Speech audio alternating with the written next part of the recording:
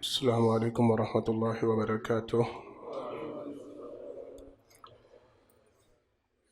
ان الحمد للہ نحمده ونستعینه ونستغفره ونؤمن به ونتوکل علیہ ونعوذ باللہ من شرور انفسنا ومن سیئات اعمالنا، من يهده الله فلا مضل له ومن يضلل فلا هادي له، وأشهد أن لا إله إلا الله وحده لا شريك له، وأشهد أن محمدا عبده ورسوله صلى الله عليه وسلم.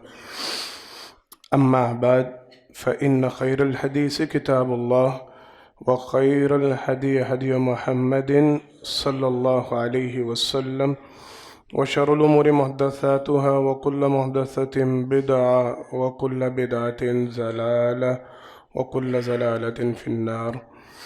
أعوذ بالله السميع العليم من الشيطان الرجيم، من همزه ونفخه ونفثه. بسم الله الرحمن الرحيم. فاسألوا أهل الذكر إن كنتم لا تعلمون. ہر قسم کی تعریفات، حمد و ثنا اللہ رب العالمین کے واسطے خاص ہیں۔ انگن لا تعداد بے شمار درود و سلام ہو جناب محمد مصطفیٰ صلی اللہ علیہ وسلم کی ذات گرامی پر۔ حضرات محترم، گزشتہ خطبہ میں ہم نے اللہ کی توفیق سے ایک حدیث مبارکہ جسے محدثین کرام نے کتب احادیث میں حدیث جبرائیل کے نام سے منسوب کیا، اس کا آغاز کیا۔ میں نے تھوڑا سا اس کا بیک گراؤنڈ پچھلے خطبہ میں بتلایا تھا کہ ایک شخص معبد الجہنی نام کا، اس نے بصرہ کے اندر یہ فتنہ برپا کیا، اس نے تقدیر سے انکار کیا تھا۔ اس کا یہ کہنا تھا کہ تقدیر کوئی چیز نہیں، کوئی بھی کام ہوتا ہے وہ ابتداء رونما ہوتا ہے، پیچھے کچھ نہیں لکھا ہوتا، اس کی اصل اسی وقت بس رونما ہو گیا۔ باقی باتوں میں وہ بندہ ٹھیک تھا، قرآن اور حدیث کا شغف رکھنے والا تھا، لیکن اس نے ایک اس امر کی نفی کی، تو اس کے حوالے سے تابعین میں سے دو تابعی وہ پریشان ہوئے اور جناب عبداللہ بن عمر رضی اللہ تعالیٰ عنہ ان کے پاس پہنچے۔ حج کا موقع تھا، ان کو بیت اللہ میں ملے، مطاف میں ان کی ملاقات ہوئی، تو ان کو ایک طرف لے جا کر انہوں نے یہ سوال کیا کہ ہمیں اس کے حوالے سے کچھ بتلائیں۔ اللہ اکبر۔ اب محدثین مفسرین نے اس حدیث میں نے آپ کو پچھلے خطبہ میں بتلایا تھا، انہوں نے کہا یہ اصل اسلام ہے یا یہ پورا اسلام ہے، یا اس حدیث مبارکہ میں دین کی ساری تعلیمات کو یکجا کر دیا گیا ہے۔ یہ اتنی قیمتی حدیث ہے، جس بندے کو یہ حدیث سمجھ آ جاؤ، یوں سمجھو اس اسلام کا ایک بڑا حصہ سمجھ میں آ گیا۔ محدثین نے اس حدیث کے اوپر جو چیپٹر بنائے ہیں، باب باندھے ہیں، اور اس میں سے جو اسباق انہوں نے نکالے، ان میں سے ایک سبق ہم گزشتہ خطبہ میں کچھ اسباق کا ہم نے تذکرہ کیا۔ آج بات کو میں بلا تمہید آگے لے کے بڑھنا چاہ رہا ہوں تاکہ ہم اپنی بات کو کور کر پائیں، زیادہ سے زیادہ فائدہ اٹھا پائیں۔ اللہ سے دعا اللہ مجھے اور آپ کو جو حق بات کہنے سننے کی توفیق ملے، اللہ اسے ہمیں زندگیوں میں اپنانے کی توفیق عطا فرمائے۔ محدثین نے پہلی بات آج کے خطبہ کے حوالے سے یہ نکالی کہ یحییٰ بن یعمر اور ان کے ساتھ جو ان کے ساتھی تھے عبید، انہوں نے جناب عبداللہ بن عمر رضی اللہ تعالیٰ عنہ کو جب مطاف میں دیکھا، تو حدیث میں روایت میں مسلم شریف کی جو کتاب ہے اس میں الفاظ موجود ہیں، کہتے ہیں ہم دونوں ان کے دائیں بائیں ہوئے، ایک پہلو کی طرف میں ہو گیا، دوسرے پہلو کی طرف میرا ساتھی ہو گیا، اور مقصد یہ تھا کہ ہم ان کے زیادہ سے زیادہ قریب ہوں اور ان سے بات کو، مسئلے کو سمجھ پائیں، اور ہم گفتگو کرتے ہوئے انہیں مطاف سے ایک سائیڈ پہ لے گئے تاکہ باقی لوگوں کے لیے بھی پریشانی کا باعث نہ ہو، اور ان کے لیے عبداللہ بن عمر رضی اللہ تعالیٰ عنہ کے لیے بات کرنا ان کے لیے بھی آسان ہو، مشکل پیش نہ آئے۔ دوسری بات، انہوں نے ادھر جا کے ان کو یا عبد الرحمن کہہ کے، ان کا نام عبداللہ بن عمر تھا لیکن کنیت عبد الرحمن تھی، انہوں نے ان کو یا عبد الرحمن کہہ کے مخاطب کیا، انتہائی ادب کے ساتھ، انتہائی احترام کے ساتھ۔ بالکل یہی سبق جناب محمد مصطفیٰ صلی اللہ علیہ وسلم کے پاس جبرائیل امین جب تشریف لائے، جو آگے انہوں نے حدیث بیان کی، اس میں بھی یہی سبق ملتا ہے۔ جبرائیل امین جب آئے تو آ کے انہوں نے دور کھڑے ہو کے جناب محمد مصطفیٰ صلی اللہ علیہ وسلم کو مخاطب نہیں کیا۔ صحابہ کرام رضوان اللہ علیہ مجمعین بیٹھے تھے، آپ صلی اللہ علیہ وسلم ان کے درمیان تشریف فرما تھے۔ میں وضاحت کرتا جاؤں گا، یہ لوگوں کو کراس کرتے ہوئے آئے اور بالکل قریب آ کے اتنا قریب ہو کے بیٹھے کہ جناب محمد مصطفیٰ صلی اللہ علیہ وسلم کے گھٹنوں کے ساتھ انہوں نے اپنے گھٹنے جوڑے اور دو زانو، میں نے بتلایا تھا جس طرح ہم تشہد میں بیٹھتے ہیں، دو زانو ہو کے بیٹھے آپ صلی اللہ علیہ وسلم کے پاس۔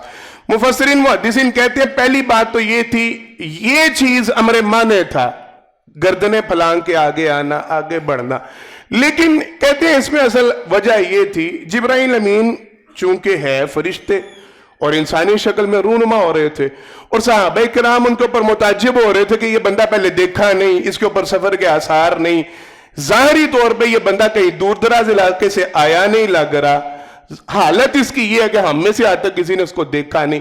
کہتے ہیں وہ جو گردنیں پھیلا کے نبی کریم صلی اللہ علیہ وسلم کے قریب آگے بیٹھے تھے، ان کا مقصد یہ تھا کہ لوگ میری ساتھ کی طرف زیادہ متوجہ نہ آ رہے ہیں، جو اصل مقصد جس کے لیے مجھے بھیجا گیا میں وہ مقصد حاصل کر پاؤں، لوگ میرے سوالوں کی طرف توجہ دیں، لوگ میری جسامت، میرا لباس، میرا حال و لیا اس کو دیکھ کے میرے متعلق ہی۔ اور بعض مفسرین نے لکھا اگر لوگوں کو پتا چل جاتا کہ یہ جبرائیل امین ہے، فرشتہ ہے، اور وہ انسانی شکل میں ہمارے سامنے بیٹھا ہے، تو ممکنہ بات تھی لوگ ان کی طرف متوجہ رہتے، ان کی باتوں کو سن نہیں نہ پاتے۔ بات سمجھ میں آ رہی ہے؟ کسی کو پتا چل جاتا کہ جبرائیل امین ہمارے سامنے انسانی شکل میں بیٹھے، تو صحابہ کرام رضوان اللہ علیہ مجمعین ان کا کیا رد عمل ہوتا، ان کا کیا ریئیکشن ہوتا؟ آپ صلی اللہ علیہ وسلم کی بات کی طرف معاذ اللہ ثم معاذ اللہ ایسا ممکن تھا کہ وہ متوجہ نہ ہو پاتے۔ اس وجہ سے جبرائیل امین نے بالکل شو آف نہیں ہونے دیا کہ میری حیثیت کیا، میں کس ہے کیا ہوں اور کیا کس حالت میں آؤں۔ انہوں نے یہی تاثر دینے کی کوشش کی کہ دیہاتیوں میں یہ کام ہوتا تھا، وہ آپ صلی اللہ علیہ وسلم کے پاس جب آتے تھے تو وہ اس طرح کے اعمال کرتے تھے، کیونکہ ان کو اتنے زیادہ ادب و آداب کا نہیں پتا ہوتا تھا، تو وہ اس طرح کے معاملے کرتے تھے۔ ہمارے لیے ادب، پہلی بات، دین والوں سے جب بھی سوال کرنا ہے دین کے حوالے سے تو انتہائی ادب و احترام کے ساتھ، یہ بڑا ضروری ترین معاملہ ہے۔ میں نے کافی عرصہ پہلے تذکرہ کیا تھا، ہمارا یہاں پہ موضوع چلا تھا احسان کے حوالے سے، اور میں نے تو بتلایا تھا کہ جو بندہ احسان فراموش ہوتا ہے، نہ دین میں نہ دنیا میں اس بندے کی وقت ویلیو نہیں رہتی، نہ اسلام نے اس بات کو پسند کیا اور نہ دنیا والے اس بات کو پسند۔ یہ احسان فراموشی بہت بری چیز ہے۔ میں نے وہاں پہ تذکرہ شاید کیا ہو یا شاید چھوڑ گیا ہوں، میں نے بتلایا تھا اللہ کا، اللہ کے رسول صلی اللہ علیہ وسلم کا ہم پر احسان، ہمارے ماں باپ کا، اساتذہ کا، وہاں پہ میں نے یہ بات بتلائی تھی، یہ دین والوں کا ہم لوگوں پہ بہت بڑا احسان ہے کہ ان کی وجہ سے، ان کے ذریعہ سے دین ہم تک پہنچتا ہے۔ میں گزشتہ دنوں ایک کتاب پڑھ رہا تھا تو وہاں میں نے شاہ اسماعیل سلفی رحمہ اللہ ان کے حوالے سے پڑھا۔ ان کے دور میں کچھ لوگوں نے ایک تحریک سے بات ایک چل پڑی، ایک گفتگو چل پڑی اور لوگوں میں جس طرح ٹرینڈ بنتا ہے ایک بات بڑی رواج پانا شروع ہو گئی کہ یہ دین والوں پہ ہم کیوں خرچ کریں، مدارس پہ، مساجد پہ، جس طرح آج کل بھی پھر یہ فتنہ عروج پا رہا ہے، لوگ ہر نیکی کے موقع پہ، حج کے موقع پہ پوسٹیں چلنا شروع ہو جاتی ہیں، وہ جی بیت اللہ کے بار بار حج کرنے سے بہتر ہے کسی یتیم بچی کی شادی کروا دیں، کسی غریب کے گھر میں راشن ڈال دیں، قربانی کے موقع پہ یہ 2-2 4-4 جانور ذبح کرنے کی بجائے بہتر یہ ہے کہ اپنے رشتہ داروں کو، یہ بڑی ایک فتنہ چلایا جاتا ہے، ہر دین کے کام پہ لوگوں کو مروڑ اٹھنا شروع ہوتے ہیں، سارا کچھ دنیاوی معاملات، وہ شادی بیاہ، وہ رسم و رواج ہو، وہ فوتگیاں ہو، وہاں پہ پیسے ضائع کرتے وقت کسی کو خیال نہیں آتا، دین کے نام پہ لوگوں کو مروڑ اٹھنے شروع ہوتے ہیں۔ خیر ہم اپنے موضوع پہ رہے، ایک فتنہ اٹھا تھا ان کے دور میں، شاہ اسماعیل سلفی رحمہ اللہ ان کے دور میں، کہ جی مدارس پہ، مساجد پہ خرچ کرنے کی بجائے یتیموں پہ، مسکینوں پہ، ان کو سارا دے دو، رشتہ داروں میں تقسیم کر دو، یہ کر دو، وہ کر دو، یونیورسٹیز بنا دو، کالجز بنا دو، اسکول ادارے بنا دو۔ تو انہوں نے ایک جملہ کہا تھا، انہوں نے کہا تھا ٹھیک ہے ایسا ممکن ہو سکتا اور تم لوگ کر کے دیکھ لو۔ سنت طریقہ تو یہ چلتا رہا جناب محمد مصطفیٰ صلی اللہ علیہ وسلم کے دور سے کہ صحابہ کرام رضوان اللہ علیہ مجمعین اصحاب صفا جو دین کا علم سیکھنے کے لیے مختص ہوتے تھے، دین کی تعلیم حاصل کرنے کے لیے مختص ہوتے تھے، صحابہ کرام رضوان اللہ علیہ مجمعین اگر اپنے پاس کچھ نہ ہوتا جنگل میں جاتے، لکڑیاں کاٹتے، اپنی کمر پہ اٹھاتے، لا کے بازار میں فروخت کرتے اور جو رقم ملتی وہ صحابہ صفا کو لا کے دے دیتے۔ بات سمجھ میں آ رہی ہے؟ اپنے گھر میں کھانے کو کچھ نہیں ہوتا تھا، اپنے گھر میں ساز و سامان نہیں ہوتا تھا، آپ صلی اللہ علیہ وسلم اعلان کر دیتے تھے کہ جو بچے پڑھنے آئے ہیں، جو صحابہ پڑھنے آئے ہیں، ان کے کھانے پینے کا انتظام نہیں ہو رہا، ان کے لیے وسائل کی کمی ہو رہی ہے۔ تو صحابہ کا طرز عمل یہ ہوتا تھا، اپنی فکر بھول جاتے تھے، ان کے لیے باقاعدہ محنت و مشقت کر کے اور جو ملتا وہ لا کے آپ صلی اللہ علیہ وسلم کے سامنے ڈھیر کر دیتے کہ یہ لیں، ان کے اندر کوئی کمی نہ آنے پائے، ان کے معاملات رکنے نہ پائے۔ انہوں نے تب کہا تھا، انہوں نے کہا ٹھیک ہے آپ یہ کام کر لیں، آپ مدارس کے لوگوں کو دینا بند کر دیں، آپ مساجد پہ خرچ کرنا بند کر دیں، نتیجہ کیا نکلے گا؟ یہ جو منبر و محراب کے وارث ہیں، کیا ان کو کاروبار نہیں آتا؟ کیا ان کے پاس سینس نہیں؟ اللہ کی قسم ان میں سے کئی ایسے ہوتے ہیں جو کاروباری دنیا میں آئے تو آپ کے پر خدشے اڑا کے رکھ دیں۔ اللہ ان کو فہم دیتا ہے، اللہ ان کو دین کی سمجھ دیتا ہے، تو کیا دنیا ان کے لیے سمجھنا کوئی مشکل معاملہ ہوتا؟ بہت آسان ہوتا ہے۔ دنیا دین کے مقابلے میں تو بڑی آسان۔ یہ اگر کاروبار میں نکلے تو یہ تم سے کہنے لگے کوئی مسئلہ نہیں، تم کر لو بند، نتیجہ یہ نکلے گا ہم لوگ چھوڑ دیں گے، ہم میں سے کوئی کریانے کی، ان کے الفاظ یہ تھے، ہم میں سے کوئی کریانے کی دکان ڈال لے گا، کوئی دال چاول کا کام کر لے گا، کوئی اشیاء خوردونوش، جو جس کو آتا ہوا وہ کر لے گا۔ نتیجہ پتہ کیا نکلے گا؟ ہمارے گھروں میں رزق آ جائے گا، جو رب نے ہمارے مقدر میں لکھا وہ آ جائے گا۔ ہاں تمہاری آنے والی نسل کے متعلق کوئی نہیں بتلا سکتا کہ وہ یہودی مریں گے یا نصرانی مریں گے۔ سمجھ آ رہی ہے؟ جب دین والے تمہیں سمجھانے کے لیے موجود نہ رہے، انہوں نے دین کا کام چھوڑ دیا، انہوں نے خیر بات کہہ دی، ٹھیک ہے جی ہم بھی آپ کی طرح کاروباری لائن میں آتے ہیں، کاروباری فیلڈ میں آتے ہیں، ہم کاروبار شروع کریں، پھر تمہیں دین پڑھانے والا کوئی نہیں ملے گا، تمہاری نسلوں کو دین سمجھانے والا کوئی نہیں ملے گا۔ نتیجہ یہ نکلے گا تمہاری آنے والی نسلیں بے دینی کی اس کنڈیشن میں ہوگی کہ کوئی فرق نہیں کر پائے گا کہ یہ یہودی ہے یا نصرانی ہے، یہ عیسائی ہے یا مسلمان ہے، کوئی تمیز نہیں کر پائے گا۔ کر کے دیکھ لیتے ہیں۔ میں یہ بتلا رہا ہوں یہ دین والوں کا بہت بڑا احسان، اور اس احسان کا یہ تقاضا ہوتا ہے ان کے ادب و احترام میں کمی نہیں آنی چاہیے۔ جناب محمد مصطفیٰ صلی اللہ علیہ وسلم کی حدیث اب ایک لمبا چیپٹر ہے، میں نے اس کو زیادہ طول نہیں دینا۔ آپ صلی اللہ علیہ وسلم کی واضح حدیث بڑی توجہ کے ساتھ ائمہ کے حوالے سے، مساجد کے اماموں کے حوالے سے، اللہ اکبر، مساجد کے خدمت گزاروں کے حوالے سے، سرور کائنات صلی اللہ علیہ وسلم نے فرمایا تھا تم لوگ نیک بندے ڈھونڈتے ہو کہ ان کے پاس جا کے ان سے دعائیں کروائیں، تو وہ سوچو جن کو اللہ نے نورانی فرشتے بنایا، وہ جس کے لیے دعا کر رہے ہیں ان کا کیا مقام ہوگا۔ بات سمجھ میں آ رہی ہے؟ اور ان کا سوچو جن کی دعا تمہیں مل جائے تو تم شاداں و نازاں ہوتے پھرو، وہ جن کے قدموں تلے اپنے پر بچھاتے ہیں ان کا کیا مقام ہوگا۔ فرشتے جن کے پیروں کو زمین پہ نہ لگنے دیں، ان کے پیروں کے نیچے اپنے پر رکھیں کہ ان کے پاؤں مٹی پہ نہیں پڑیں، وہ لوگ کیسے عظیم ہوتے ہوں گے۔ سرور کائنات صلی اللہ علیہ وسلم نے فرمایا یہ دین کے طلباء اور دین سکھلانے والے یہ وہ ہوتے ہیں جب یہ اپنے گھروں سے نکلتے ہیں مدارس کو جانے کے لیے، مساجد کو جانے کے لیے، فرشتے ان کے قدموں کے نیچے اپنے پر بچھاتے ہیں۔ آپ صلی اللہ علیہ وسلم نے فرمایا کائنات کی ہر مخلوق، حدیث میں وضاحت ہے، یہاں تک کہ پانی کے اندر موجود مچھلیاں، یہاں تک کہ اپنے بلوں میں، یہ حدیث سنا رہا ہوں میں آپ کو، یہاں تک کہ چیونٹیاں، کیڑیاں اپنے بلوں کے اندر ان لوگوں کے لیے دعائیں کر رہی ہوتی ہیں کہ خیر ان کی وجہ سے ہے۔ دنیا میں اگر کوئی خیر کا پہلو ہے تو وہ ان لوگوں کی وجہ، کائنات کی ہر مخلوق ان کے لیے دعا میں مشہور ہوتی ہے۔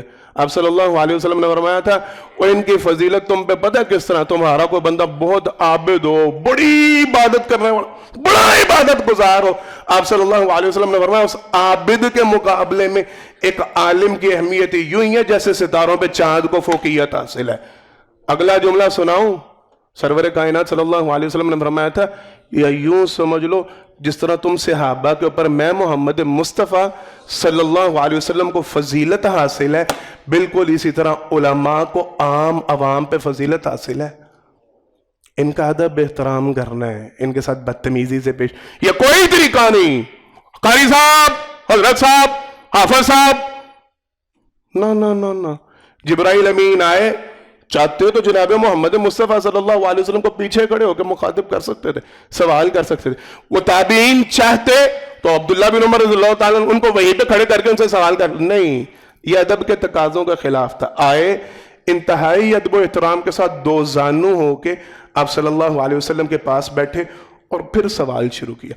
दूसरा, मुफस्सिरीन मुहद्दिसीन इस हवाले से यहाँ पे बात बयान कर, नबी करीम सल्लल्लाहु अलैहि वसल्लम की तवाज़ो का ये हाल था कि आप सल्लल्लाहु अलैहि वसल्लम अपने सहाबा के साथ बैठा करते थे, उनके साथ मजलिसें लगाया करते।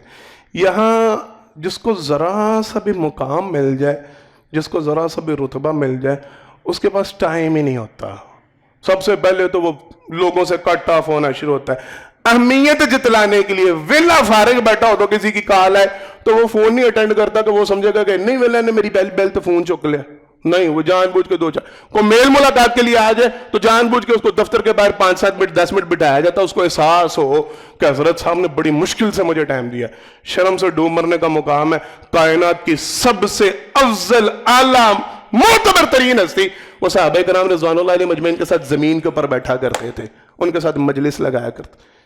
अल्लाह अकबर। अबू दाऊद शरीफ की हदीस है, अबू ज़र गफ़ारी रज़ी अल्लाह ताला ने इसके रावियां कहते हैं, हमने रिक्वेस्ट की थी, हमने आप सल्लल्लाहु अलैहि वसल्लम से गुजारिश की थी, अल्लाह के पैगंबर सल्लल्लाहु अलैहि वसल्लम हमें अच्छा नहीं लगता, लोग आते हैं आपसे सवाल करने, अब वो काफिर होते हैं, वो ईसाई होते हैं, वो यहूदी होते हैं, वो नसरानी होते हैं, वो मजूसी होते हैं, वो मुशरिक होते हैं, वो आते हैं सवाल करने के लिए, इस्लाम सीखने के लिए, समझने के लिए, कबूल करने के लिए, वैसे तो वो आपको आके पहचान नहीं पाते।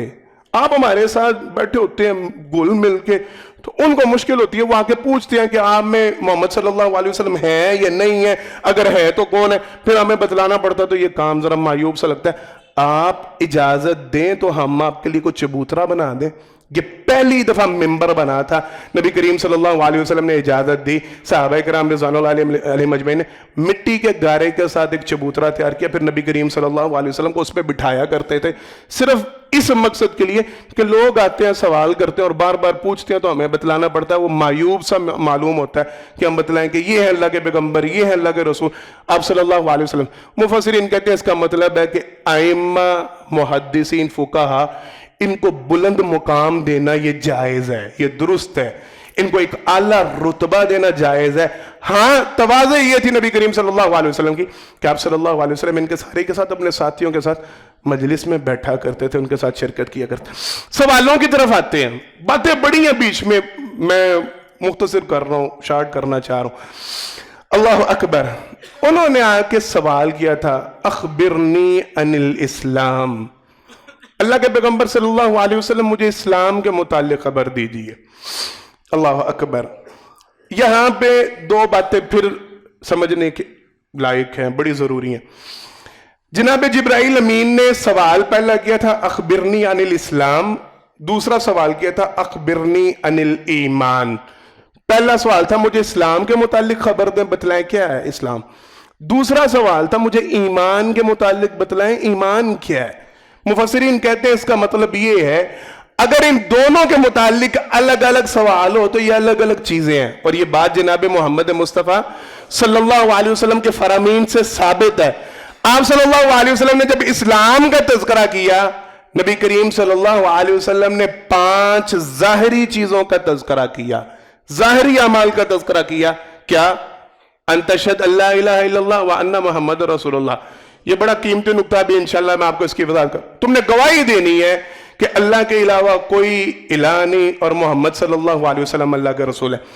फिर वतुकीमुस्सला, नमाज को कायम करना, वतूत ज़कात, ज़कात को अदा करना, वतसूम रमज़ान, रमज़ान के रोजे रखने, और वतुहिज्जुल बैत मन इस्तता इलैहि सबीला, अगर तुम्हारे पास इस्तिताअत होगी तो अल्लाह के घर का हज करना है।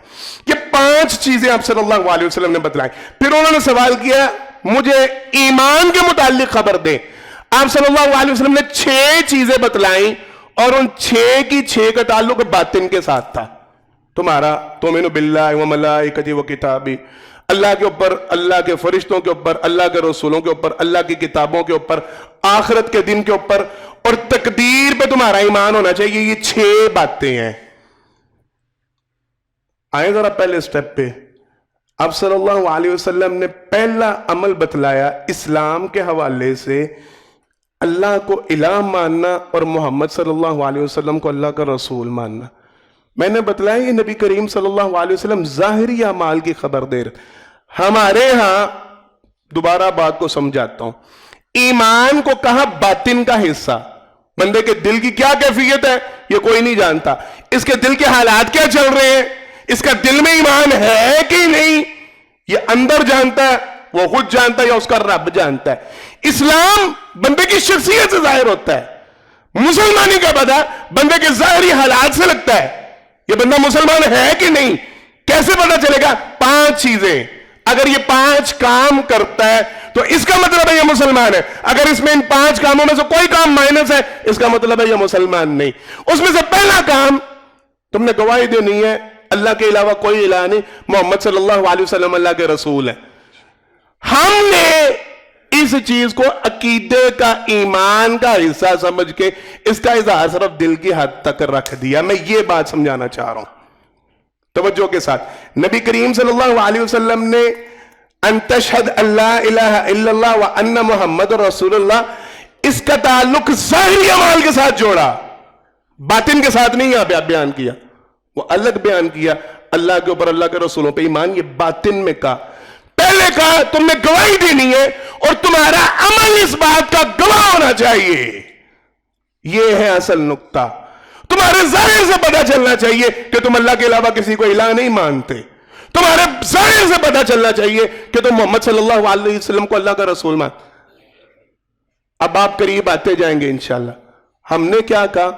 نہیں نہیں نہیں نہیں نہیں نہیں، معذرت کے ساتھ کوئی بندہ نماز پڑھتا ہے نہیں پڑھتا، کسی کا ظاہری عمل آپ صلی اللہ علیہ وسلم کے حق میں یا آپ کے خلاف ہے، کوئی بندہ زکوٰۃ ادا کرتا ہے نہیں کرتا، ساری زندگی امیری میں گزار دی، حج کے لیے جانے کی توفیق نہیں ہوئی. آپ اس کے ظاہر کو دیکھ کے اس کے اوپر تبصرہ نہ کرے، خاموش رہے، چپ رہے، جو جیسا کرتا ہے ویسے ہی ہے. اس کا تعلق دل کے ساتھ ہے، نیت کے ساتھ ہے. پتہ نہیں اس کا ظاہر کیسا ہے، اس کا باطن کیسا ہے، لہذا آپ خاموش نہیں. یہ بات اچھی طرح یہاں پہ سمجھ کے جائیں.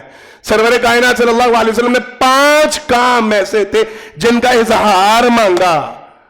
کہا اگر اسلام میں آنا ہے، مسلمان بننا ہے تو 5 چیزوں کو ظاہر کرنا پڑے گا. مجھے اور آپ کو اختیار نہیں. سمجھ لیں یہ بات. ہم کسی کے متعلق یہ بات درست ہے کہ فتویٰ نہیں لگا سکتے کہ یہ بندہ کافر ہو گیا معاذ اللہ. یہ قطعاً ہم میں سے کسی کو بھی اختیار نہیں. نبی کریم صلی اللہ علیہ وسلم نے باوجود اختیارات ہونے کے اپنی زندگی میں منافقوں کے حوالے سے یہ بات نہیں کی تھی کہ یہ منافق ہے، یہ کافر نہیں. آپ صلی اللہ علیہ وسلم نے کوئی ایک موقع نہیں ملتا جب آپ صلی اللہ علیہ وسلم نے اظہار کر دیا کہ یہ منافق ہے، یہ کافر ہے، اس کو نکال لو، اس کو پکڑو، اس کو مارو. نو نو نو، خاموشی خاموشی. تو مجھے اور آپ کو بھی کوئی اختیار نہیں ہم لوگوں کے حوالے سے اشارتاً نام لے کے، منسوب کر کے، تعلق بنا کے کسی کے اوپر یہ قدغن لگا دے کہ نہیں یہ تو بندہ مسلمان ہی نہیں ہے، یہ تو ہے ہی کافر ہے، یہ تو ہے ہی فلان. نہیں نہیں نہیں نہیں نہیں، یہ ہم نہیں کہہ سکتے. لیکن اسلام یہ ہے کہ ہر بندہ اپنے اندر جھانکے کیا جن 5 چیزوں کا اسلام اظہار مانگتا ہے میں وہ ظاہر کر رہا ہوں. میرے ظاہر میں وہ چیزیں ہیں اللہ الہ الا اللہ، اللہ کے علاوہ کوئی الہ نہیں، صرف اللہ ہی الہ ہے. میں نے آپ کو بعد ایک دفعہ لا الہ الا اللہ کی تفسیر سمجھاتے ہوئے بڑی اچھی طرح سمجھائی تھی. ہمارے ہاں صرف یہ کیا جاتا ہے لا الہ الا اللہ، اللہ کے علاوہ کوئی الہ نہیں. اصل ترجمہ اس کا لا الہ، کوئی الہ نہیں، یہ تو یہیں پہ ختم ہو جاتا ہے. الا اللہ، مگر اللہ الہ ہے. لا الہ الا اللہ کا اصل ترجمہ یہ ہے اللہ کے علاوہ کوئی الہ نہیں، لیکن بولے سارے اللہ الہ ہے. الا اللہ، اللہ ہے، وہ الہ ہے، اس کی عبادت کرنی ہے. مطلب یہ ہوا کوئی بندہ سارے معبودوں کی نفی کر رہا ہے، وہ نہیں مانتا، لیکن اللہ کو بھی الہ نہیں مان رہا، اللہ کی عبادت بھی نہیں کر رہا. اس کو غور کرنا پڑے گا, اس کو تدبر کرنا پڑے گا. یہ لا الہ الا اللہ کا تقاضا پورا نہیں کر رہا. محمد الرسول اللہ, محمد صلی اللہ علیہ وسلم اللہ کے رسول ہیں. اس کا مطلب یہ ہے, مفسرین نے اس کے حوالے سے بنیادی طور پہ 11 نکات پیش کیے. 11 باتیں ہوں تو بندہ محمد الرسول اللہ صلی اللہ علیہ وسلم کا ماننے والا بنتا, وگرنہ وہ انکاری ہے. میں آپ کو وضاحت کروں گا. پہلی چیز پہ دوبارہ واپس آتے ہیں. اگر آپ مزاروں پہ جا رہے ہیں, اگر آپ نظریں چڑھا رہے ہیں, اگر آپ غیر اللہ سے مانگ رہے ہیں, اگر آپ غیر اللہ کی قسمیں اٹھا رہے ہیں, اگر آپ اللہ کے علاوہ کسی نبی, ولی, فرشتے, کوئی ہستی, کسی کو آپ اختیارات کا مالک سمجھ رہے ہیں, آپ لا الہ الا اللہ پہ پورے نہیں اتر رہے. اچھی طرح اس بات کو سمجھ. اور میں نے بڑی دفعہ یہ بات سمجھائی ہے, اعمال میں جھول برداشت ہو سکتا ہے, اللہ اس کی معافی دے سکتے ہیں. عقیدے میں جھول برداشت نہیں ہوتا. اگر آپ کے ایمان میں, عقیدہ میں, توحید میں خلل آ رہا ہے نا, وہاں پہ ڈاؤٹ فل ہی معاملہ چل رہا ہے. ہو بھی سکتا ہے, کر بھی سکتے ہیں. نجومی بھی کچھ نہ کچھ تو جانتے ہیں. ستاروں کی چال بتلانے والے, ہاتھ کی لکیریں, ان کو کچھ نہ کچھ خبر ضرور ہوتی ہے. یہ جملے ہمارے, ان کی کچھ نہ کچھ باتیں سچ ضرور ہوتی ہیں. میں نے بڑی وضاحت سے یہ سارے جملے بیان کیے ہوئے. سرور کائنات صلی اللہ علیہ وسلم نے واضح صلح حدیبیہ کے موقع پہ اعلان کر دیا تھا, جس نے یہ کہا نا کہ ستارے نے گردش کی اور آج رات بارش ہوئی, وہ رات تک مسلمان تھا, صبح کافر ہو چکا ہے. حدیث کے الفاظ یہ ہیں. اتنی سی بات. او نہیں, بڑی کرنیاں والے ہوندے نے حضرت صاحب, توانوں کی او ٹھیک ہے, تسی وہابی ہو, تسی نہیں مانتے, پر توانوں نہیں پتا طاقتاں انہاں کول بھی بڑیاں ہوندیاں جی. او اللہ والے بڑی بڑی چیزاں ہوندے نے. ککھ بھی نہیں. لا الہ الا اللہ, اللہ کے علاوہ کوئی ہے ہی نہیں اس لائق کہ اس کے در پہ جایا جائے, اس کے سامنے جھولی کو پھیلایا جائے, اسے سوال کیا جائے, اس سے مانگا جائے, اسے مدد کے لیے پکارا جائے, اسے کوئی ہے ہی نہیں. یہ بات صرف اللہ کی ذات کے لیے منسوب ہے اور کسی کے لیے منسوب نہیں ہے.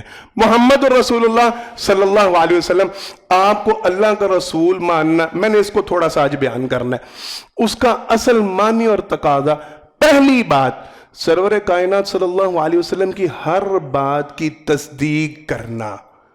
سمجھیے گا ذرا, آپ صلی اللہ علیہ وسلم کی کوئی حدیث سامنے آئی, وہ حدیث سندن ٹھیک ہے, آپ یہ ضرور جانچ پر کر سکتے ہیں کہ آیا یہ واقعی بات نبی کریم صلی اللہ علیہ وسلم کی طرف منسوب ہے, آپ نے یہ عمل کیا, آپ کا یہ قول ملتا ہے, آپ کا یہ طریقہ کار.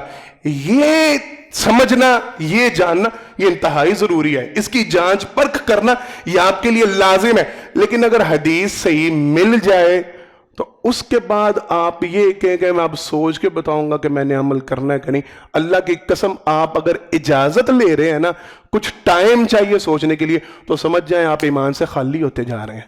آپ محمد رسول اللہ پہ آپ کا ایمان, جناب محمد مصطفیٰ صلی اللہ علیہ وسلم, وما ينطق عن الهوى ان هو الا وحی یوحى, اللہ نے قرآن کریم میں ان کی زبان سے نکلنے والی ہر بات وہ حق اور سچ ہے. انہ لحق مثل ما انکم تنطقون, جس طرح تمہیں خود بات کرتے ہوئے اعتبار ہوتا ہے, اعتماد, میں بول رہا ہوں, مجھے پتا میں بول رہا ہوں, آپ سن رہے ہیں, آپ کو پتا ہم سن رہے ہیں, یہ کوئی شک و شبہ کی گنجائش نہیں. بالکل اسی طرح جناب محمد مصطفیٰ صلی اللہ علیہ وسلم سے ملنے والی ہر بات میری سمجھ میں آتی ہے نہیں آتی, میرے فہم میں آتی ہے نہیں آتی, مجھے اس کی سمجھ آ رہی ہے نہیں آ رہی, مجھے اچھی لگ رہی ہے نہیں لگ رہی, مجھے اپنے فائدے میں معلوم ہو رہی ہے نہیں ہو رہی, میں بھاڑ میں گیا, میرے مفادات بھاڑ میں گئے. اللہ کی قسم, نبی کریم صلی اللہ علیہ وسلم نے جو کہہ دیا وہ حق اور سچ ہے, اس کی تکذیب ہو سکتی نہیں ہو سکتی. یہ ہے محمد الرسول اللہ صلی اللہ علیہ وسلم کو ماننے کا پہلا, جو آپ نے کہہ دیا وہ حق ہے, وہ سچ, اس میں شک و شبہ کی گنجائش بالکل نہیں.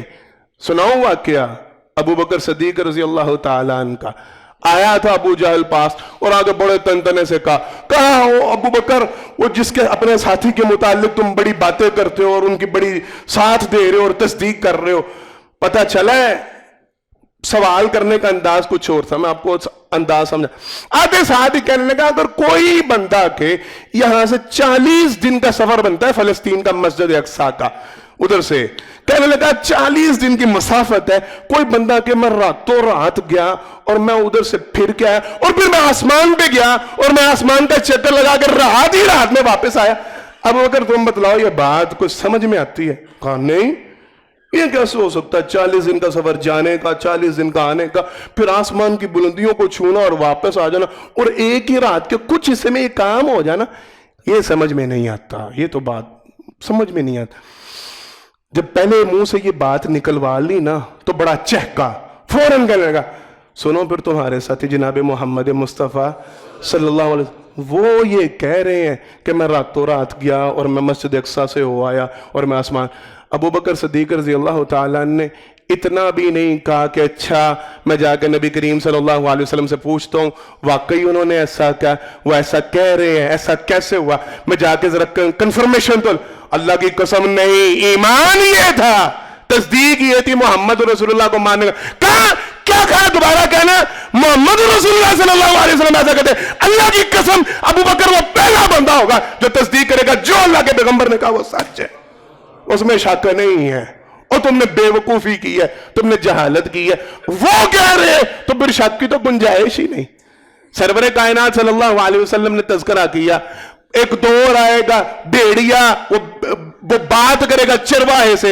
आप सल्लल्लाहु अलैहि वसल्लम ने बयान किया, लोग मुताज्जिब होना शुरू हुए, भेड़िया बात करेगा। आप सल्लल्लाहु अलैहि वसल्लम ने फौरन कहा अबू बकर मौजूद नहीं थे, उमर मौजूद नहीं थे। आप सल्लल्लाहु अलैहि वसल्लम ने फरमाया मैं मोहम्मद सल्लल्लाहु अलैहि वसल्लम का ईमान है, अबू बकर का ईमान है, उमर का ईमान है, हमारा ईमान है, ये काम होगा। सहाबा ने कहा अल्लाह की कसम अल्लाह के पैगंबर अगर आप कहते हैं आपका ईमान है, हम सारों के सारों का ईमान है। ये है मोहम्मद रसूलुल्लाह सल्लल्लाहु अलैहि वसल्लम। अल्लाह के पैगंबर सल्लल्लाहु अलैहि वसल्लम जो कहते हैं फिर अकल नहीं दौड़ाई जाती। फिर लोग मसला नहीं जी, ये मसा ऊपर क्यों होता है, नीचे क्यों नहीं हाथ फेरते, ये फलाना काम ऐसे क्यों होता है, ये थोड़ा सा ना डाउटफुल ही लगता है, थोड़ी सी समझ नहीं आ रही, ये साइंस के खिलाफ है, ये शरीयत जो है ना अकल में। अल्लाह की कसम नहीं, जो अल्लाह के पैगंबर ने कह दिया वो हक और सच है, इसमें शको शुबा की गुंजाइश नहीं है, इसकी तस्दीक करनी है, इसकी तायद। दूसरी बात बड़ी तवज्जो के साथ आज सुन के जाएं। अल्लाह अकबर। जनाब मोहम्मद मुस्तफ़ा सल्लल्लाहु अलैहि वसल्लम की जब बात आ जाए तो आप सल्लल्लाहु अलैहि वसल्लम को मोहम्मद रसूलुल्लाह मानने का मतलब ये है आपकी बात से ऊपर किसी की बात हो सकती नहीं। किसी की बात को नबी करीम सल्लल्लाहु अलैहि वसल्लम की बात पे तकदीम नहीं दी जा सकती। ये नहीं कहा जा सकता कि नहीं ठहरे रुके, मैं किसी से मशवरा कर लूं कि आया इसको कबूल करना चाहिए कि नहीं, मैं अब्बा जी से मशावरत करूंगा, मैं अम्मी से पूछूंगा, अम्मा दाढ़ी रख लूं, अम्मी नहीं मानती, बेगम से सवाल करूंगा। वो मैंने सुना है नबी करीम सल्लल्लाहु अलैहि वसल्लम क़यामत के दिन लोगों का चेहरा देख के उनकी दाढ़ियां नहीं होंगी तो आप सल्लल्लाहु अलैहि वसल्लम नफरत के साथ मुंह फेर लेंगे। मैं जाके बेगम से मुंह उसको पहले दिखा लूं, वो तो नहीं मुंह फेर रही गई मुझसे। समझते जाए सारी बात, मैं मशावरत चाहता, अल्लाह की कसम नहीं।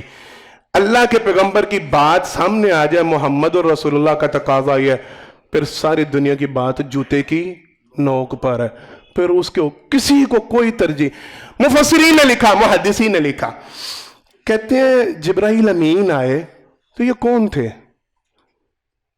आप सबको इल्म होना चाहिए जितने अंबिया दुनिया में आए हैं उन सब के पास वही लेके कौन आता रहा है? बोले दीन की तालीमात अल्लाह से दुनिया में पैगंबरों के दिलों में कौन उसका इल्का करता रहा है? जिब्राइल अमीन रहे। इसका मतलब है जो शरीयत उतरती थी जिब्राइल अमीन के जरिए उतरती थी, तो फिर शरीयत वो नहीं जानते थे। बोले उनको इल्म होगा, जो बात अल्लाह से सुनी, अल्लाह ने पैगाम दिया, वो आके जनाब मोहम्मद मुस्तफ़ा सल्लल्लाहु अलैहि वसल्लम को या आपसे पहले सारे अंबिया को पैगाम पहुंचाया, तो पैगाम पहुंचाने वाले को पैगाम का पता नहीं कि क्या पैगाम पहुंचा रहा हूं।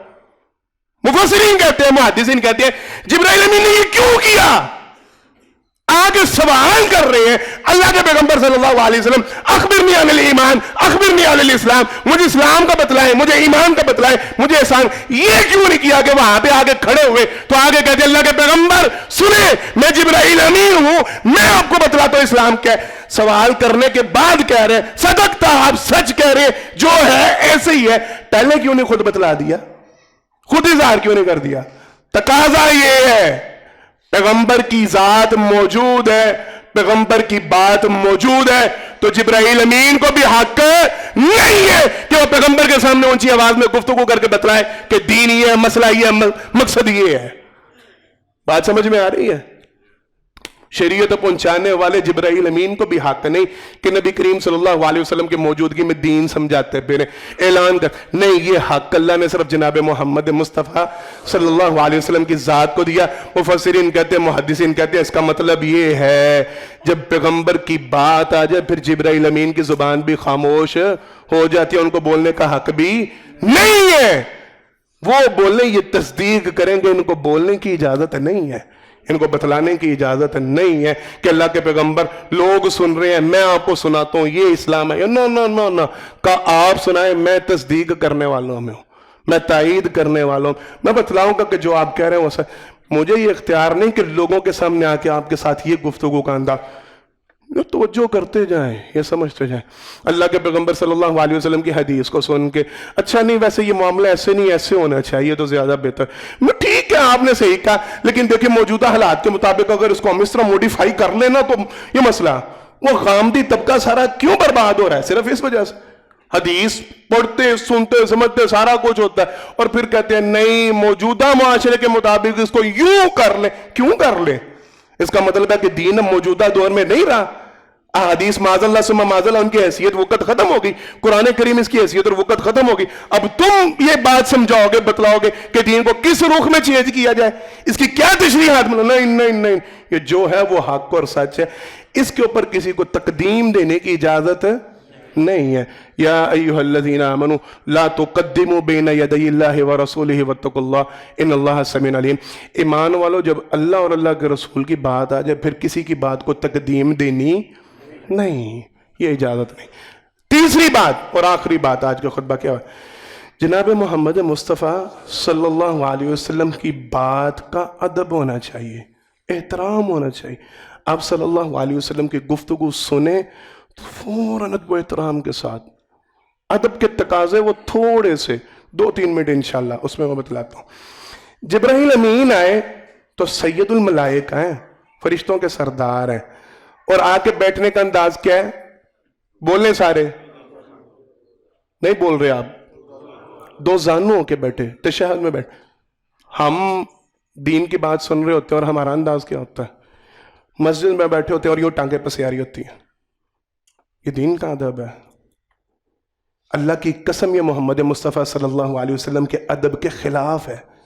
دین کی بات ہو رہی ہو، آپ صلی اللہ علیہ وسلم کی بات سنائی جا،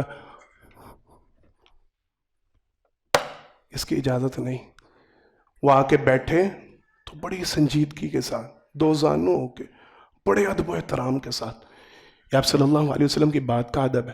سرور کائنات صلی اللہ علیہ وسلم کی بات بیان ہو رہی ہے، کسی کو حق نہیں کہ دوران گفتگو دوران حدیث کوئی اپنی آواز بلند کرے، کوئی بیچ ٹھہر جاؤ مولوی صاحب، اے جڑی گل تسی کی اللہ کی قسم شرم سے ڈو مرنے، یہ ہماری مسجدوں میں ہوتا ہے۔ حضرت صاحب درس دے رہے ہوتے ہیں، وہ قرآن اور حدیث سنا رہے، اور لوگ بیچ میں ان کو ٹوک رہے ہوتے ہیں، ٹھہر جائے، یہ مسئلہ آپ نے کیسے بیان کر دیا، یہ مسئلہ تو دوران خطبہ کھڑے ہو جاتے ہیں، دوران درس کھڑے ہو جاتے ہیں، زبان چلانی شروع کر دیتے ہیں، بدتمیزی شروع کر دیتے ہیں۔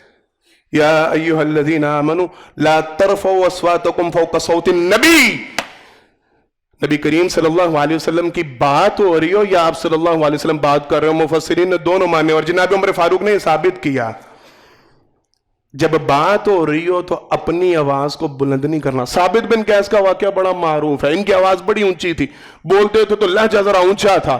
یہ آیت اتری نا، لا ترفعوا اصواتکم فوق صوت النبی ولا تجہروا لہ بالقول کجہر بعضکم لبعض ان تحبط اعمالکم، اگر تمہاری آواز نبی کریم صلی اللہ علیہ وسلم کی آواز سے اونچی ہو گئی تمہیں پتہ بھی نہیں چلے گا، اللہ تمہارے سارے اعمال کو برباد کر کے رکھ دیں گے، وانتم لا تشعرون، تم جانتے بھی نہیں ہوگے، بیڑا غرق ہو گیا ہوگا پیچھے۔